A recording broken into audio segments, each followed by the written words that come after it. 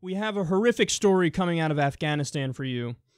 At least 80 people, this is according to BBC News here, at least 80 people were killed and 231 injured over the weekend when suicide bombers attacked a large demonstration in the Afghan capital of Kabul. The demonstration was organized by ethnic Hazaras demanding that a major regional power line be rerouted through their impoverished home province. Hazaras are Shia Muslims, but most Afghans are Sunni. So they go on to explain that Hazaras make up at most 15% of the population in Afghanistan. And of course, ISIS was responsible for the attack.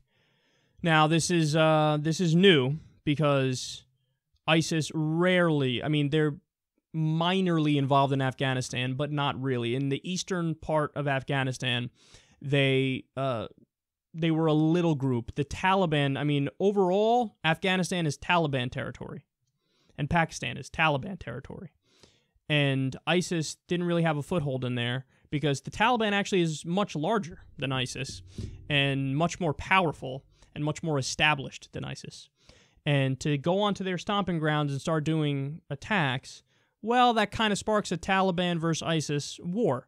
And we covered that recently, that in fact, there are a bunch of groups that one would think, oh, well, no, maybe they're buddy-buddy.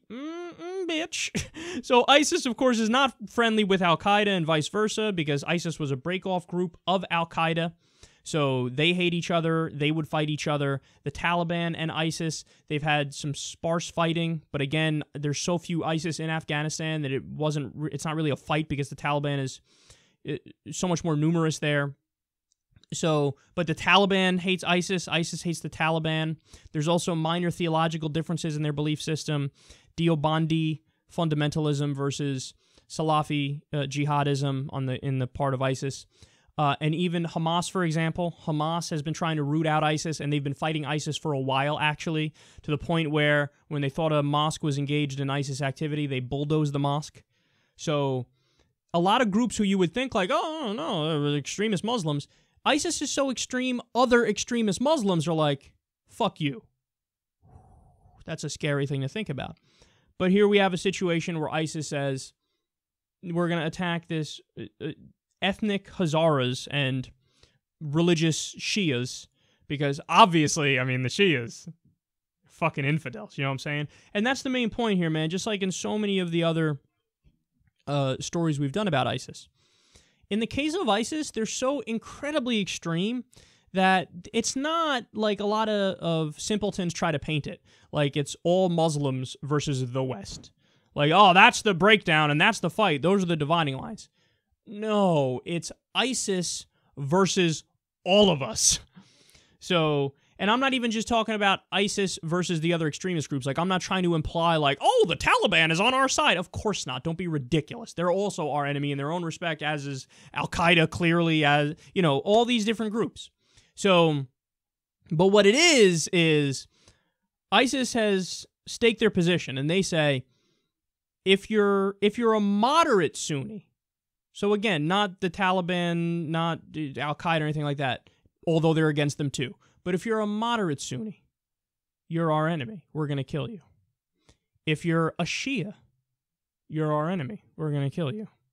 If you're any other kind of Muslim that we deem not a true Muslim because we think we're the only Muslims, we're going to kill you. If you're a Jew, we're going to kill you. If you're an evil, infidel, Westerner, atheist, or a Christian, we're going to fucking kill you. So that's their position. So it's them versus all of us. And yes, let's not forget, their whole point and their whole purpose. ISIS is a brainwashed death cult. It's fair to call them that. So these are people who really, they're fundamentalists, they're literalists, they actually believe, like, oh yeah, I got the one true religion. Yes, and I must kill you if you don't agree with it. Well, that's their concept of morality, which is always shocking because they've taken what basic morality is and what basic human rights are, and they flipped it on its head. And they've said, because of this goofy-ass old-school holy book that I believe every letter of, well, I know that the right thing to do is to kill the people who don't agree with me. That's how they think. ISIS has released, statements on oh, and by the way, here are the rules for keeping your sex slaves. And they lay it out like, oh, if you violate this rule, well, then you're being immoral. But if you don't violate it, totally moral. So they think sex slaves, rock and roll, totally moral. I got it from my book. What are you going to disagree with me? You're disagreeing with God. But see, that's the problem. It's not real. Your God is bullshit.